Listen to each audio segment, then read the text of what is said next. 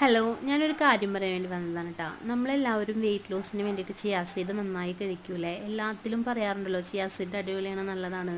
അത് ഒക്കെ നമ്മുടെ ബോഡിക്ക് അത് നല്ലത് തന്നെയാണ്.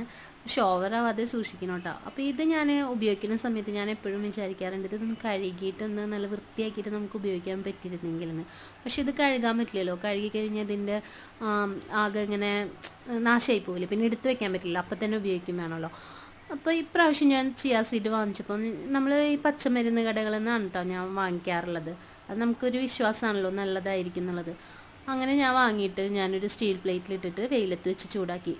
കുറച്ച് കഴിഞ്ഞപ്പോൾ ഇതിൽ നിന്ന് നിറയെ പുഴുക്കളൊക്കെ നന്നായിട്ട് ഇങ്ങനെ പൊന്തി വരുന്നുണ്ടാവും. അപ്പോൾ ആ സമയത്ത് എനിക്ക് വീഡിയോ എടുക്കാൻ പറ്റിയില്ല. പിന്നീട് ഞാൻ വീണ്ടും ഇതിൽ പുഴുണ്ടോ നോക്കിയിട്ട് വീണ്ടും വെയിലത്ത് വെച്ചിട്ട് ഇങ്ങനെ നന്നായി മറിച്ച് നോക്കിയപ്പോൾ നിറയെ പുഴുക്കൾ അതിൻ്റെ ഉള്ളിൽ. അപ്പോൾ എല്ലാവരും ഇത് വാങ്ങിക്കുമ്പോൾ നന്നായിട്ട് സൂക്ഷിച്ച് ഇത് നല്ലതാണോ എന്താണെന്നൊക്കെ നോക്കിയിട്ട് ഉപയോഗിക്കുക. ഇല്ലെങ്കിൽ ഗുണത്തേക്കാളേറെ ദോഷമാവും വരിക കേട്ടോ.